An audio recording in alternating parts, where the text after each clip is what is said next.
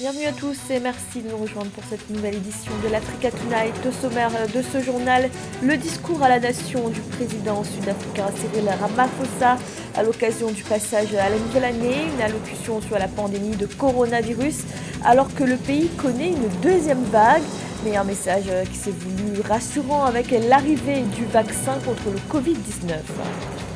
13 milliards de dollars, c'est ce dont a besoin le Sénégal pour financer ses actions contre le changement climatique, des actions programmées dans le cadre de la CDN, la contribution déterminée au niveau national, une exigence de l'accord de Paris sur le climat.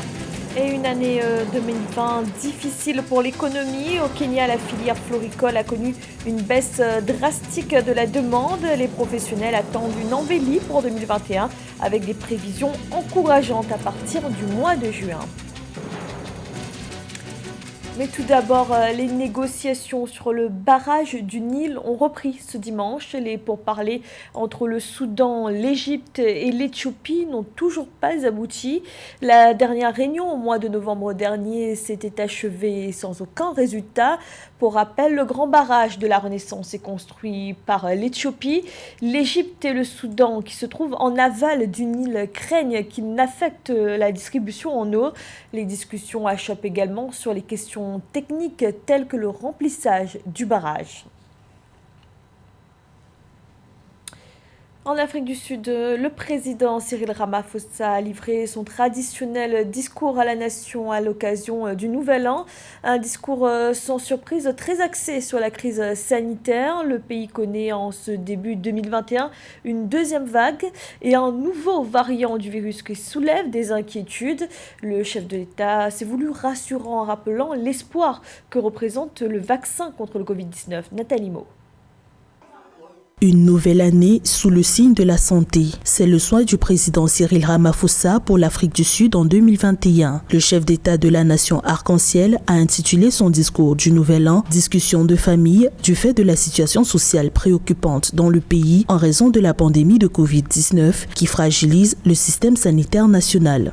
Après avoir pris des mesures très sévère de façon martiale pour lutter contre cette pandémie, il se devait de se montrer conciliant, de prendre un ton familial, un ton paternel pour rassurer la population sud-africaine. Comme qui dirait, il a à la fois manié le bâton et la carotte.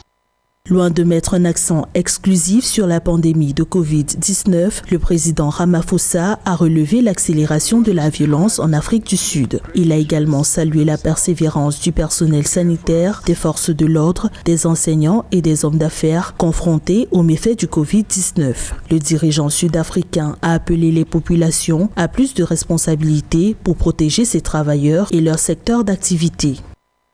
Ce n'est pas qu'une affaire de dirigeants qui doivent imposer des mesures verticales, mais c'est aussi une affaire de responsabilité horizontale de la population pour enfin, main dans la main, dirigeants et population, arriver à juguler la pandémie. Le discours de Nouvel An du président Cyril Ramaphosa a été empreint de réalisme face à la situation sanitaire et économique dans le pays. Cependant, il a marqué son propos d'une lueur d'espoir avec la découverte d'un vaccin contre le Covid-19.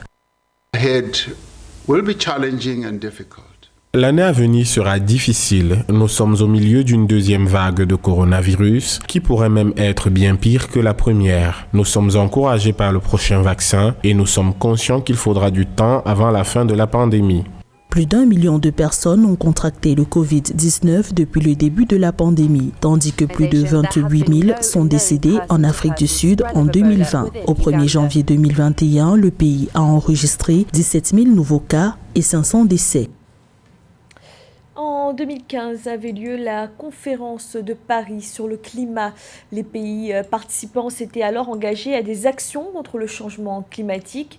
Au Sénégal, ces actions sont programmées dans la CDN, la contribution déterminée au niveau national.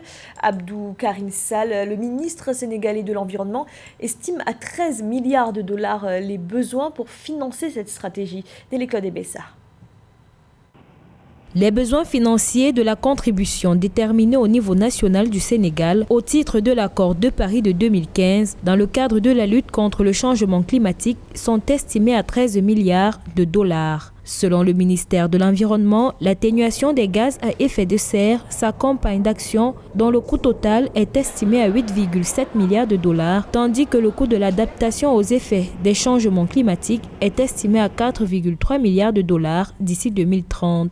Ces actions promeuvent une trajectoire de développement sobre en carbone, avec un objectif de réduction de nos émissions de gaz à effet de serre de 7 à 29% à l'horizon 2030 par rapport à la situation de référence de 2010. Les contributions déterminées au niveau national constituent la clé de voûte de l'accord de Paris et le levier essentiel sur lequel la communauté internationale doit s'appuyer pour la réalisation de ses objectifs climatiques à long terme. Pour ce qui est de la lutte contre les effets du changement climatique, le Sénégal dispose de 2 piliers. Le premier, l'adaptation, consiste à trouver des moyens pour assurer la résilience des populations lorsque les catastrophes liées à des changements climatiques surviennent. L'atténuation, deuxième pilier, vise à mettre en place des projets capables de séquestrer le maximum de carbone de manière générale. Il ne faut pas oublier que c'est une tâche de longue haleine, que ce n'est pas simplement avec 13 milliards de dollars qu'on va pouvoir régler l'ensemble des problèmes. Il faut s'attendre à ce qu'on puisse pérenniser ce dispositif-là et que de manière générale, les ressources nationales aussi soient affectées à l'adaptation au changement climatique. En rappel, l'accord de Paris vise à renforcer la réponse mondiale à la menace du changement climatique en maintenant l'augmentation de la température mondiale à moins de 2 degrés Celsius par rapport au niveau pré-industriel et de poursuivre les efforts pour limiter cette augmentation de la température à 1,5 degré Celsius. La Banque des États de l'Afrique centrale va réceptionner un demi-milliard de francs CFA du tunisien BFI, un financement destiné à la gestion de la centrale des risques bancaires. L'objectif est de renforcer les capacités des institutions financières et ainsi favoriser le marché sous-régional. Samantha Sabouanga. Afin de soutenir les institutions financières de la communauté monétaire de l'Afrique centrale, CEMAC, la BFI, Banque Finance Internationale de Tunisie, prévoit un demi-milliard de francs CFA pour le secteur des finances de cette zone. Selon les résultats de l'appel d'offres international lancé le 24 décembre 2020 par la Banque des États de l'Afrique centrale, BEAC, le marché de fourniture de la solution de gestion et de la centrale des risques bancaires de la CEMAC a été attribué au Tunisien BFI. Selon ces résultats, BFI International va offrir ses prestations pour un montant global de 535,8 millions de francs CFA pour une période de 11 mois, soit environ 815 450 €. La centrale de risque va permettre l'amélioration de performance du système financier dans la mesure où ça va éviter les surendettements et donc les défauts de paiement des clients. Ça va permettre justement de savoir qui a quelle dette dans quelle banque et donc il faut ou ne pas lui prêter de l'argent. Ça permettra de disponibiliser l'argent pour d'autres clients et ça va contribuer à l'amélioration de la performance du système financier en général. Bien que régional, ce projet financé par la Banque mondiale aura pour objectif de renforcer les capacités des institutions d'Afrique centrale afin qu'elles puissent acquitter de leur mandat, c'est-à-dire encourager le marché régional, favoriser le système financier pour qu'il soit plus transparent, mieux régulé et plus compétitif, en vue de faciliter le recyclage des recettes pétrolières. Par effet d'entraînement, bien sûr, ça aura un effet positif sur le système bancaire, le système des assurances, mais également le système des marchés financiers qui se trouve être la bourse. Mais ça, ce sera vraiment dans un deuxième temps. Dans un premier temps, ce sera surtout sur l'efficacité des systèmes financiers de base, que sont les banques et les institutions de microfinance. Selon la Banque mondiale, les devises étrangères gérées au niveau régional par la BEAC ont atteint 48% d'augmentation, 33% à 61% de paiements électroniques transfrontaliers, des transactions dans les systèmes de vente de gros et en détail. Dans l'actualité également, l'activité touristique à Madagascar reprend difficilement avec la pandémie de coronavirus et la fermeture des frontières. L'activité était quasiment à l'arrêt sur la grande île. La légère reprise au mois de décembre est à imputer au tourisme national. La Confédération du tourisme réclame de son côté la réouverture des frontières. 1,5 million de Malgaches dépendent du secteur touristique. Le Kenya est l'un des principaux producteurs de fleurs coupées au monde. La filière floricole représente d'ailleurs les 3/4 des revenus de l'horticulture. Mais en 2020, les fleurs kenyanes se sont faites rares dans les bouquets. Et pour cause, la demande a chuté avec la crise sanitaire. 2021 et le vaccin redonnent un peu d'espoir aux professionnels du secteur. Lorinta Simbo. Après une année 2020 affectée par la pandémie de Covid-19, la filière floricole au Kenya table sur une reprise des activités en 2021. Selon les autorités du segment horticole, avec l'approbation récente par plusieurs pays européens des vaccins développés par différentes compagnies, l'industrie floricole au Kenya espère améliorer sa production en 2021.